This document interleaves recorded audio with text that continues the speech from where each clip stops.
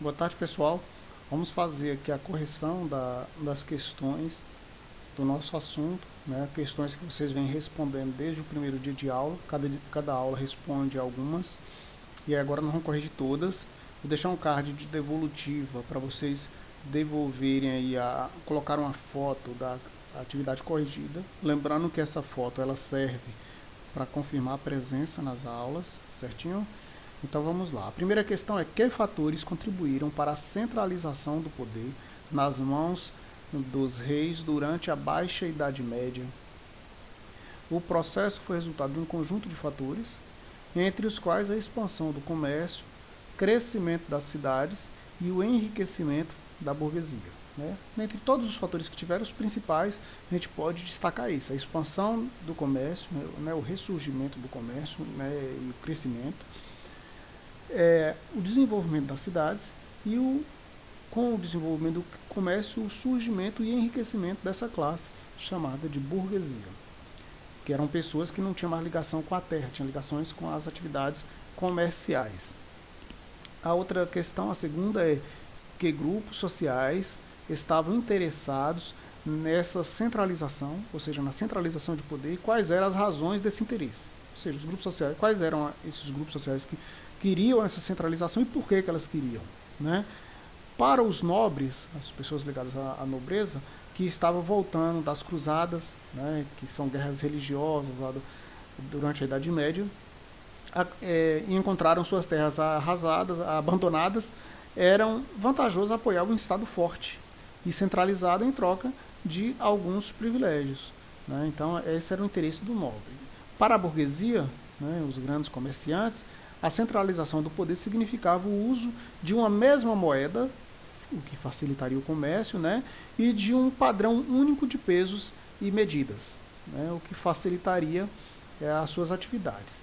Ao mesmo tempo, né, a cobrança de impostos passaria a ser feita apenas pelo Estado e não por vários senhores feudais, né, cada lugar um tipo de imposto diferente, e não mais pelos feudos, tornando mais barato o comércio em diferentes regiões. E também interessava aos reis, né? Os reis interessavam o apoio da burguesia, porque a burguesia era os endinheirados, né? E teria o dinheiro necessário para a manutenção das despesas do Estado. A terceira questão é: de que forma a luta contra os mouros na Península Ibérica contribuiu para a formação de Portugal e Espanha, né? Então, olha lá, o Reino de Portugal ele surgiu do Condado Portucalense, que era um território que havia sido cedido a Henrique de Borgonha, que era um auxiliar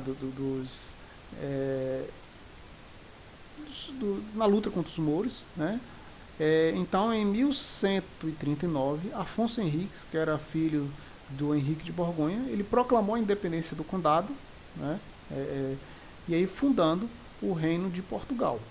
Então, aí nós temos aí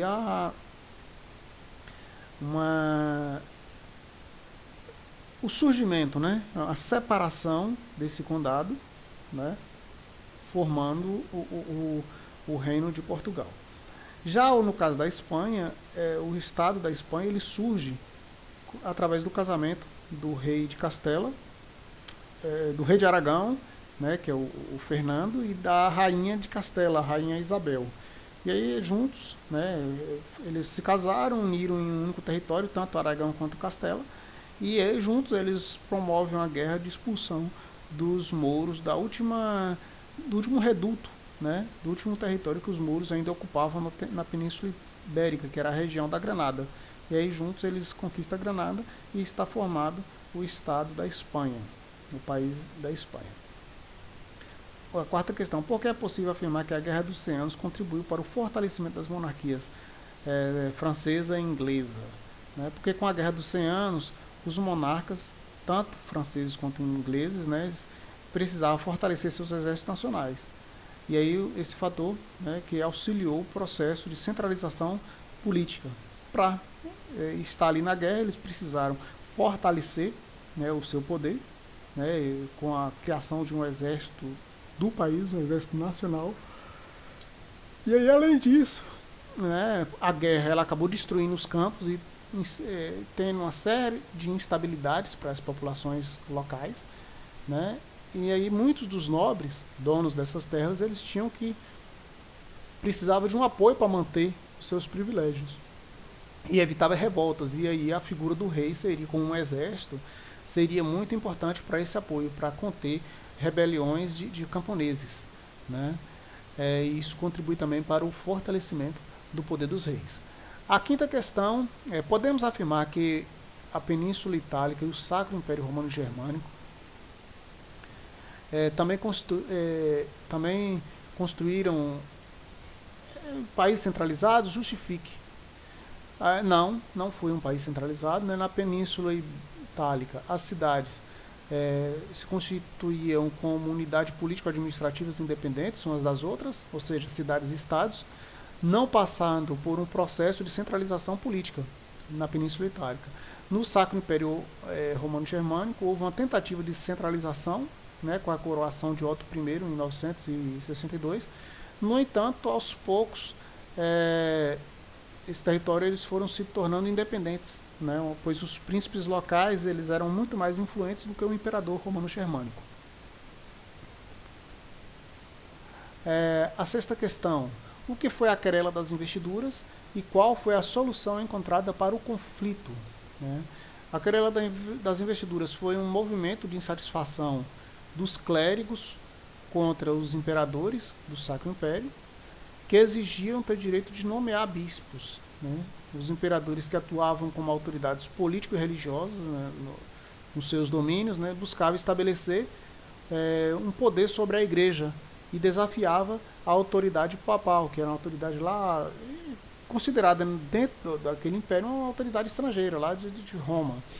Aí a questão foi solucionada com a concordata de Worms em 1122, quando foram acordados consensos entre as partes como a nomeação dos bispos. Cite 3 características das monarquias absolutistas. Autonomia do governante perante as interferências externas é uma. No caso aí, o exemplo dessas interferências externas, a gente tem as lideranças religiosas, né, a figura do Papa, né, que se intervia muito em todos os lugares da Europa, e aí tem aí uma autonomia do governante nesse sentido, para barrar essas interferências. Unificação do sistema monetário, criação de uma única moeda em todo o território. Instituição de leis nacionais, também leis que valessem em todo o território. Criação e manutenção de exército e a organização da arrecadação de impostos. Pediu que 3, aqui tem mais de 3, né? Autonomia perante interferências externas, unificação do sistema monetário, instituições de leis, aqui já foram 3, criação e manutenção dos exércitos e organização, aí você pode escolher. Entre essas, eu vou colocar todas também, não tem problema.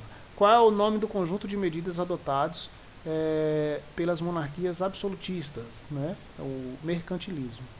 Explique os princípios do metalismo e das práticas mercantilistas, como balança comercial favorável, colonialismo e o protecionismo alfandegário. O metalismo. O que foi o metalismo? Um conjunto de princípios.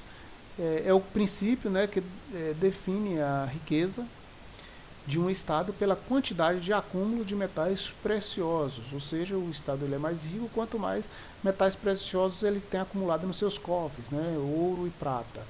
O princípio da balança comercial favorável é o que? A prática de superávit no comércio internacional, obtido com o aumento das exportações e as restrições das importações, aquilo que eu falei, né, na aula. A possibilidade de você... o país ele tinha que exportar mais, vender mais os seus produtos do que comprar produtos de fora, porque quando ele vendia mais produtos, entrava dinheiro, né, entrava metais preciosos, e o objetivo, né, com base na ideia do metalismo, era acumular esses metais. O outro princípio é o colonialismo. O que é o colonialismo? Né? Exploração de territórios além da metrópole, no caso, fora da Europa. E o protecionismo alfandegário, né,